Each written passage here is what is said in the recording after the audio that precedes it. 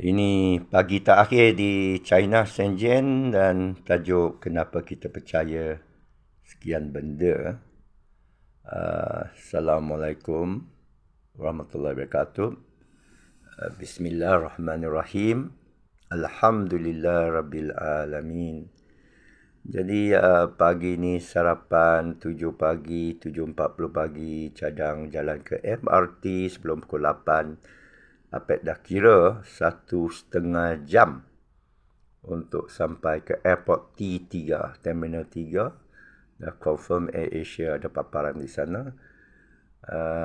Dan kaunter E1 hingga E10 untuk penerbangan 11.30 pagi AirAsia AK127 kalau tak silap saya ke Kuala Lumpur IA2.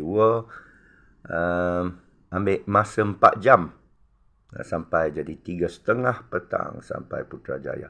Semua ini dengan izin Allah. Jadi pagi ni kita nak merenung sedikit. Semalam Pak ada cek gaji minima di Shanghai yang paling tinggi. Gaji paling tinggi ialah di Shanghai dalam RM1,700 dan merata lebih kurang, lagi kurang lah sikit, RM1,500. Jadi sama dengan Malaysia. Jadi ada orang tanya, apakah ia lebih mahal kerana ialah bila kita ada gaji minima, kos perkhidmatan lebih tinggi atau kos sara hidup lebih tinggi. Jadi kos sara hidup dia bergantung kepada dua faktor lah. Apakah barangan ini dikeluarkan dalam negara sendiri. Jadi banyak makanan dikeluarkan dalam negara China kan. Atau dia ada perdagangan surplus berlebihan dengan negara, contoh dengan Thailand, dia ekspor banyak barang ke Thailand, dia ambil balik beras, sayur dan sebagainya. Ikan daripada laut China ni banyak ikan. Masa di Hong Kong kita tengok lobster agak murah, lobster 100 lebih ringgit, banyak tu.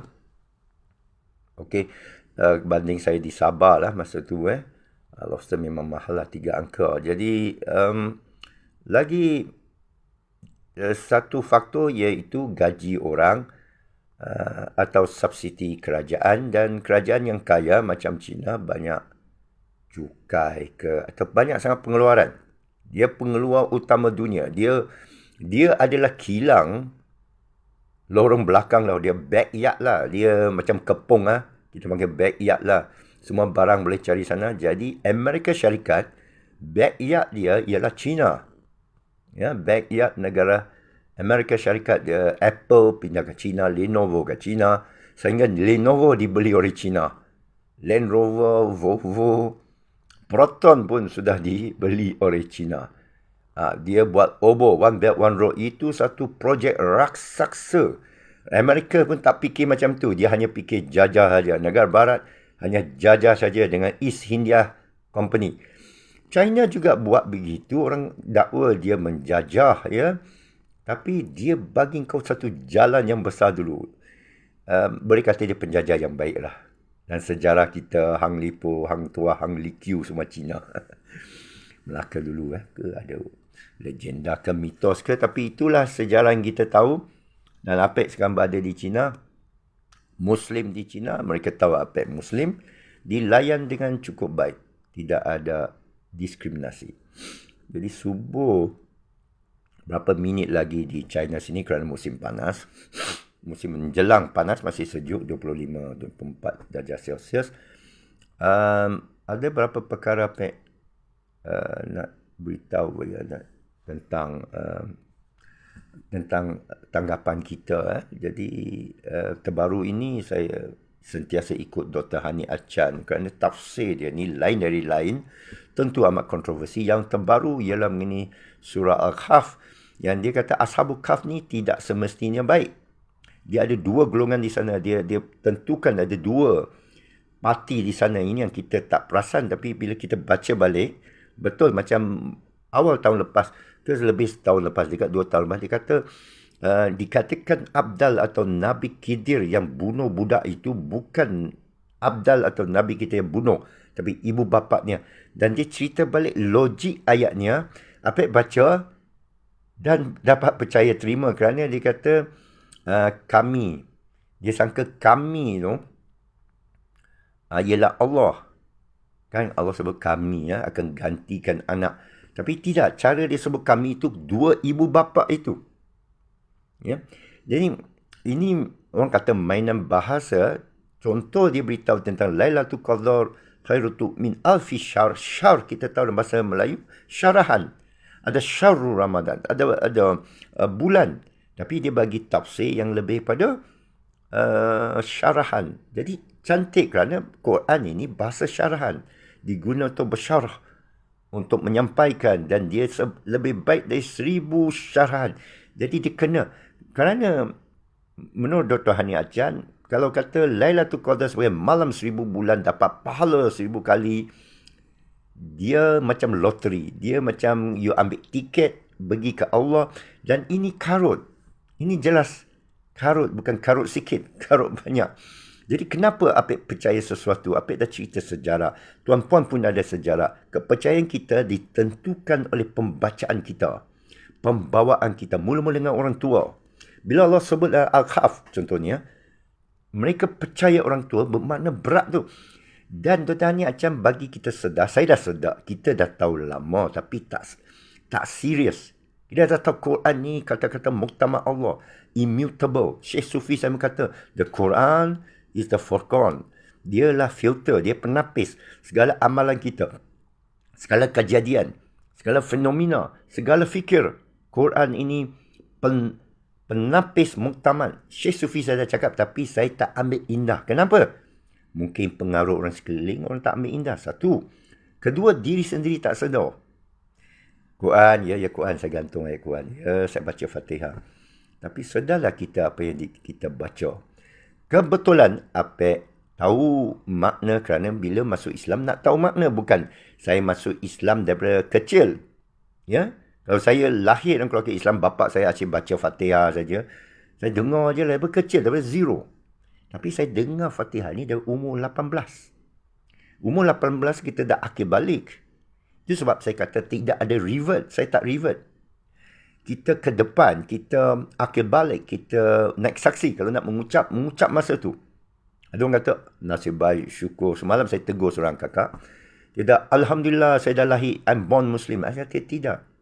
We born fitrah. Kita semua dilahirkan fitrah. Ibu bapa kita yang menjelmakan agama atas kita. Dan dia tak sebut Islam lah. Tidak. You see, saya bukan nak argue sangat pembaris bahasa ke apa, tapi saya beritahu tentang usul atau falsafah daripada hadis tersebut, daripada konsep Islam itu sendiri. Contoh kita kata, kita Muslim. You orang Islam ke? Soalan tu ada konotasi seolah kamu sekian amalan ke, kamu sekian kepercayaan ke? Tidak. Kerana istilah Islam bermaksud kita sujud. Awak terima tak? Awak menyerahlah kepada Allah. Contoh, bila orang kata, awak guru siapa? Soalan lebih tepat ialah, guru anda ajar apa? Ya? What does your teacher teach you? Lu punya bapa ajar apa? Daripada lu ada bapa ke? Lu ada maruah ke? Atau lebih baik kita tanya, maruah awak tahap mana kepada saya? Apa isi kandungan yang anda baca? Yang anda belajar? Ini jadi perhitungan Apek lah. Ya, kerana this experience, this ilmu membentuk kita, pemikiran kita. Yang ini kita kena faham. Dr. Edward de Bono, lateral thinking, tahun 70-an, dikatakan 20 tahun ke depan, kerana dia mencipta lateral thinking. Dia mengolah lateral thinking itu, fikiran luar kotak lah. Dan dia kata, bila kita baca dengan perlahan. Itu sebab Apek suruh baca 15 kali. Dan itu betul. Dia kata orang selalu speed reading. Aku baca banyak ni. Dia kata tidak. Tak guna awak baca banyak. Dia kata awak kena pilih apa nak baca dulu. Banyak ni sampah. 95% buku sampah. You pilih buku tertentu. Macam di Indonesia, masa reformasi, ada di Kutub Kanas seorang sahabat di Bandung, banyak tafsir mengenai apa berlaku kat Indonesia, bagaimana Indonesia jatuh, sejarah Suharto, Soekarno, perjuangan Indonesia lawan Belanda, macam mana ekonomi, analisa terhadap ekonomi Indonesia. Saya tak pilih semua buku tu. Saya ternampak satu buku tulisan Emma Anwar, NH Emma Anwar, kalau siapa tahu nama dia. Dia lepas tu meninggal beberapa tahun kemudian. Dia tulis buku tu tajuk Report Nasi. Report nasi adalah satu istilah Indonesia bermakna lapar. Bukan reformasi, lapar. Dia kata lapar nasi. Dan ayat pertama dia yang buat saya pilih buku tu, saya pinjam. Lepas tu abang bersaik motor, saya pergi curi pula buku saya. Dia pinjam dari saya. Tak tahu mana buku tu. Tapi ayat pertama buku tu kata, orang yang mula sekali masuk syurga ialah petani. Bagus. Lepas tu, parangan dia yang kedua, dia kata, korupsi adalah pelindungan bagi Indonesia.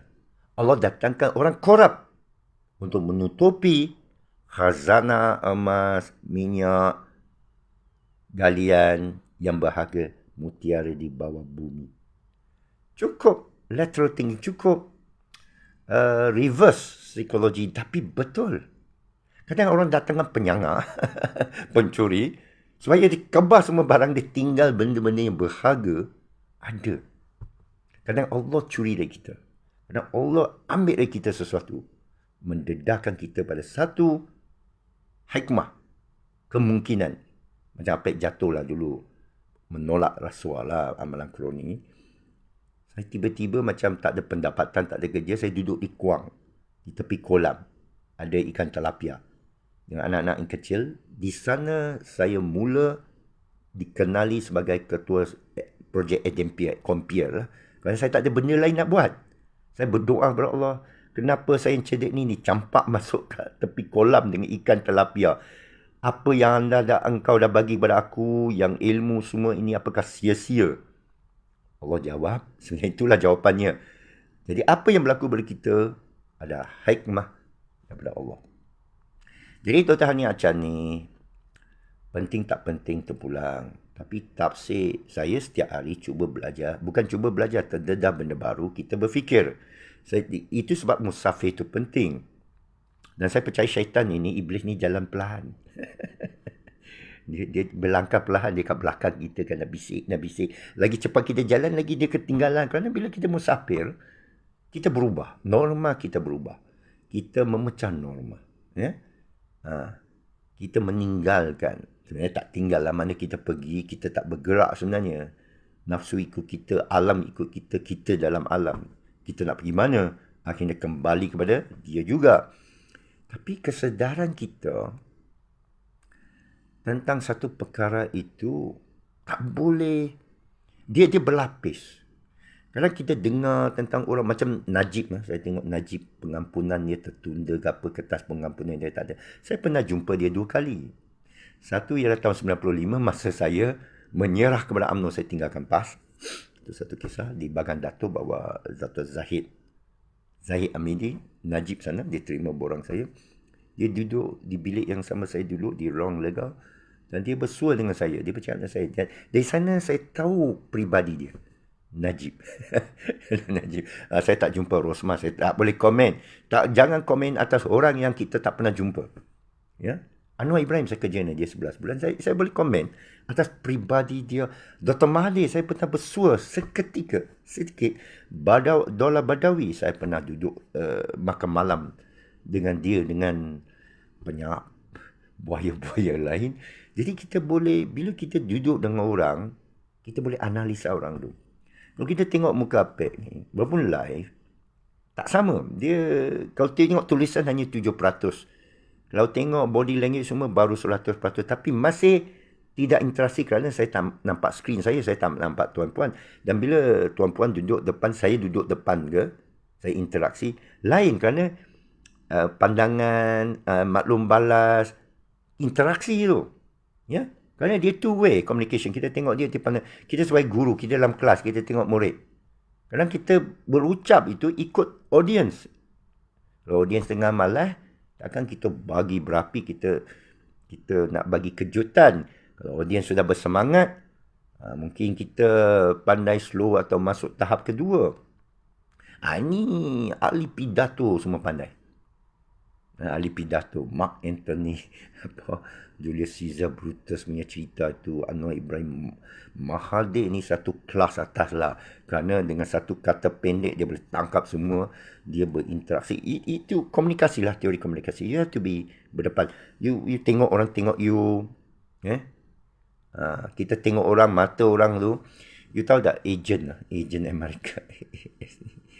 Dia dilatih untuk tengok mata dan menurut NLP, Neuro Linguistic, cara mata kita pandang, kita tahu orang ni berbohong. Sebab depan wanita dia nak tengok muka kita. Kenapa? Dia nak tengok kita berbohong tidak. Dia boleh rasa. Bukan dia rasa, mata itu.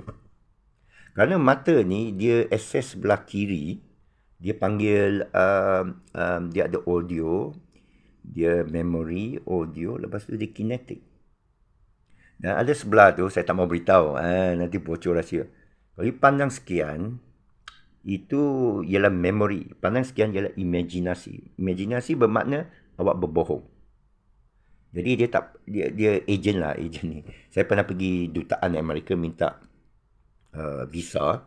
Dia pandang saya tu, tentera Marine lah, dia pandang saya. Dia kata, nyatakan sebab awak pergi Amerika Syarikat. Saya kata, sudah tulis dalam itu borang. Saya nak awak cakap. Baru saya sedar dia nak detect aku ni berbohong ke tidak. Jadi saya be myself kan. Saya tak ada sebab bohong. Saya pergi tengok kawan lah. Saya nak pergi lawat ini. Ada ini. Saya ikut kawan dia nak saya nasihati sesuatu IT di Salt Lake City tahun 2000 masa tu. Itu saja. Tak payah kertas. Dia kata saya tahu saya tak mau tengok apa awak tulis dalam kertas. Saya nak awak cerita. Dia tak kisah kerana tugasnya ialah untuk tentukan kamu berbohong ke tidak. Yang baca kertas tu orang lain. Nampak tak? Jadi di sana saya detect lah. Tapi sekarang dia tak buat tu dah. Yang masa saya buat visa 6 tahun lepas untuk 10 tahun, tinggal 4 tahun lagi. Dia tak buat tu kerana siapa nak pergi spy kat Amerika? China lagi terjaga. You jadi kuasa besar, you jadi orang kaya, you pasanglah kunci banyak kerana you takut orang masuk rumah awak. Ini siapa nak curi barang aku ni? Pasal awak banyak barang. Sebenarnya bagi orang curi lagi Islamik. Awak ni menyorok emasnya. Bank tidak ada dalam Islam. Okey, saya nak stick to the tajuk. Apa yang buat kita percaya sesuatu? Dia mesti datang daripada luar. Mesti datang dari luar. Ya? Kita tahu Ibn Sina, nothing man. Manusia yang terapung, masa baru lahir, dia tidak ada panca indera. Apakah dia sedar diri dia wujud? Menurut dia lebih kurang, dia sedar. Tapi cuba kita bayangkan, macam mana aku nak sedar? Dengar tak ada, pandang tak ada, rasa tak ada, lidah tak rasa, kulit tak rasa. Nampaknya line teruk sikit. Saya tukar ke SIM card dari kawan. Terputus, saya ulangi balik. Kita belajar daripada panca indera. Itu sebab kita ada teori holographic mind. Iaitu kalau otak tu masuk dalam matrix, ada komputer semua masuk wire. Kerana lidah ni adalah stimulus elektrik. Kita tengok ini adalah ombak elektrik. Jadi, skala panca indera kita, pengalaman kita adalah daripada ombak atau penghantaran transmisi berbentuk elektrik dalam badan kita. Itu sebab kita terpegang wire elektrik, kita kaku, kita tegang semua kerana dia atasi semua elektrik dalam otak kita. Mata kita mengambil cahaya pun ombak. Kalau orang pancarkan cahaya ke dalam mata kita, kita pakai goggle 3 tu, dimensi tu, kita stereo tu, kita akan tengok macam real. Pakai goggle kan. Tengok TV pun kita tengok macam real padahal dia 2D ya. Apatah lagi kalau orang boleh masukkan wire dalam kerana ini masuk dalam otak kita dalam tu gelap. Tak ada cahaya masuk dalam tapi kita nampak cahaya macam mana. Dan dia terbalik dalam mata ini, dia terbalik. Contohlah, saya pecahkan tapi semua faham lah. Begitu juga dalam telinga, begitu juga dalam kulit, semua adalah elektrik. Tiba-tiba elektrik ni, jasad ni kata, aku sombong. Aku keturunan sekian-sekian. Jadi tak boleh. Jadi Quran itu terangkan tak boleh. Inna akramakum innallaha atqakum. Atau wa ma kana nasu illa ummatum wahidah. Dulu awal ni lu tak ada apa membangga. Ya. Kalau angkau lu boloh, lu rugi. Menurut Buddha, fahaman Buddhisme dia tidak ada dosa. Dia kata kerugian. Orang tanya saya, you solat tertinggal, awak qadha tak? Saya kata awak rugi. Tak boleh ayah qadha.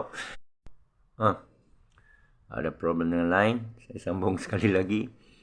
Jadi, pengalaman kita, panca indera kita dalam satu mental experience.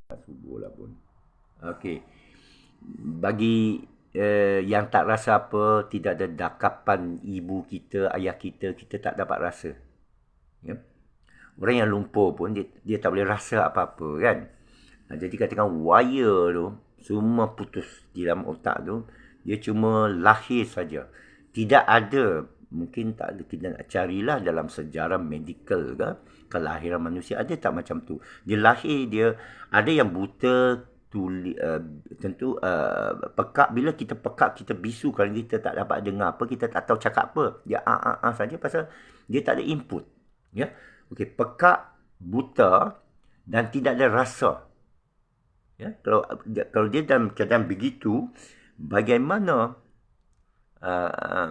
dia dapat belajar apa-apa? Ya, signal low. Signal low, saya cuba habiskan, saya tak tahu kenapa. Signal. Bukan jin, bukan kuasa apa.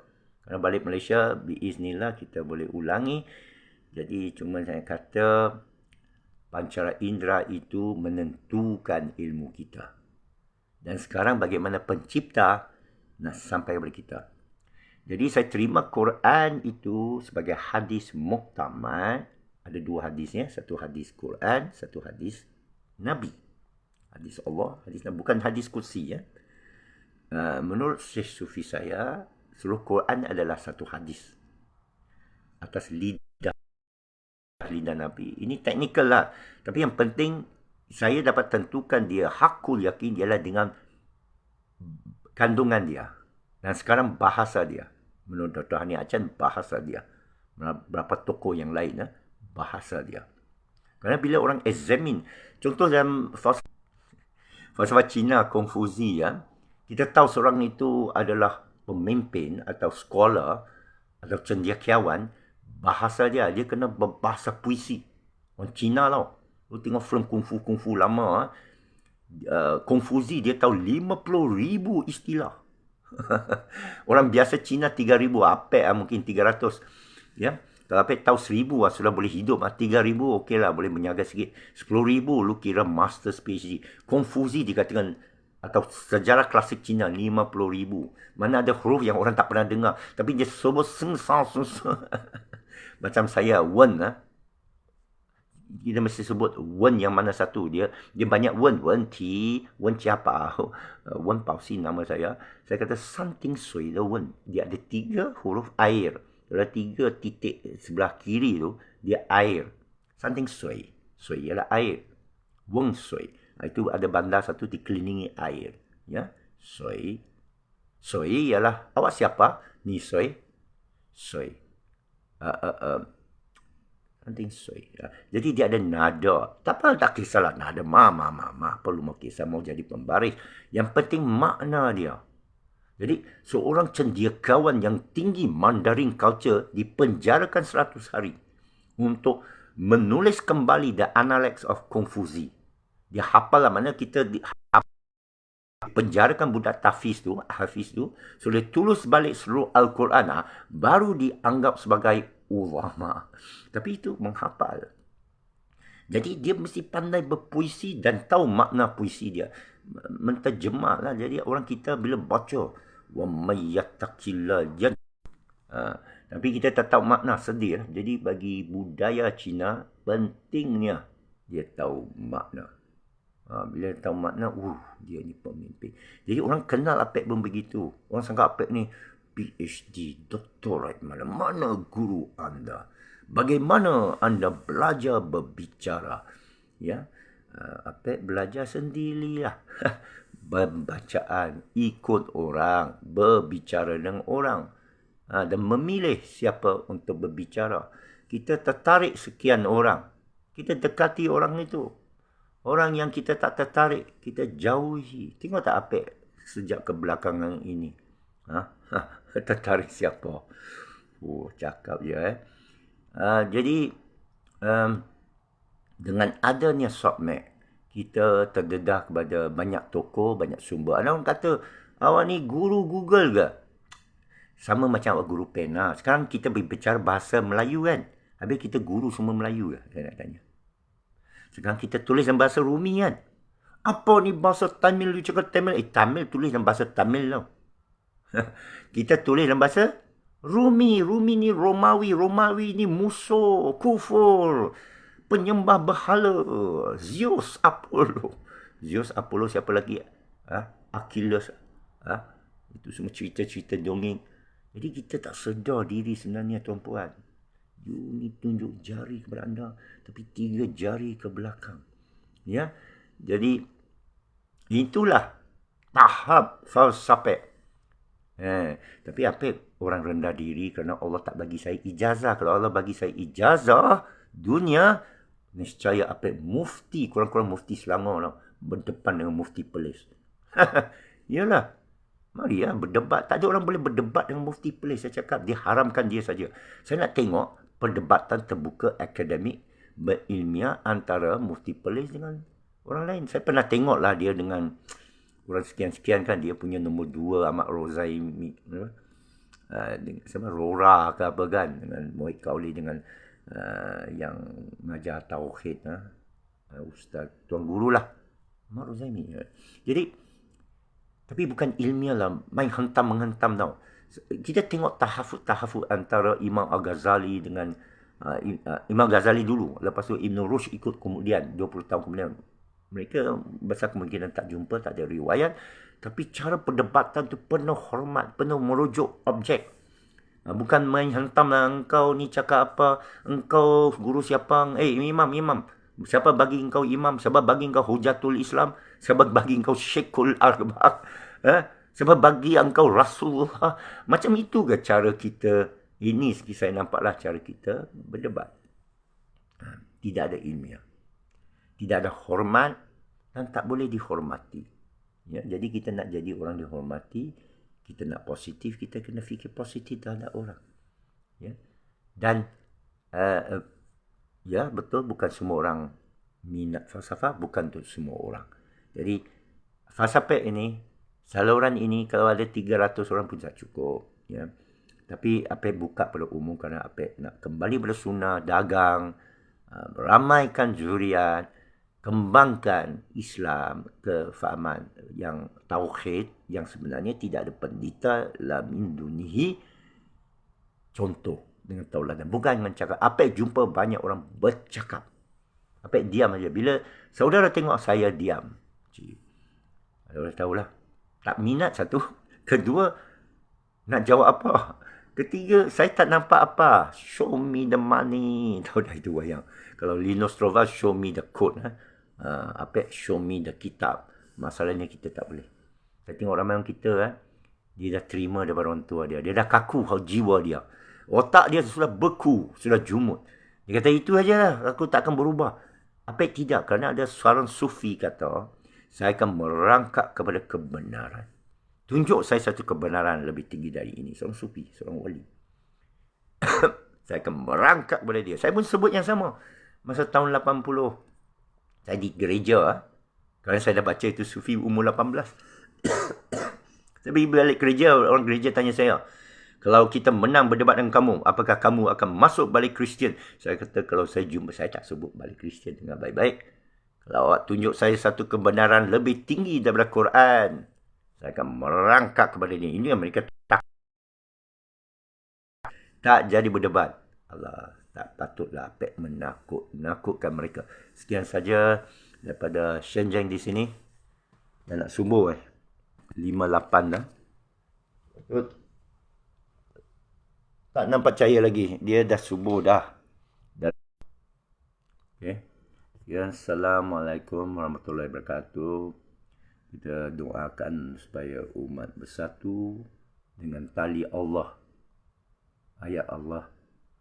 Dibuka hati melalui usaha kita. Yang Allah berikan pilihan, mari kita bekerjalah. Siapa yang usahakan, dia dapatlah. Siapa yang tidak, tak dapat. Wallahu a'lam. Assalamualaikum warahmatullahi wabarakatuh.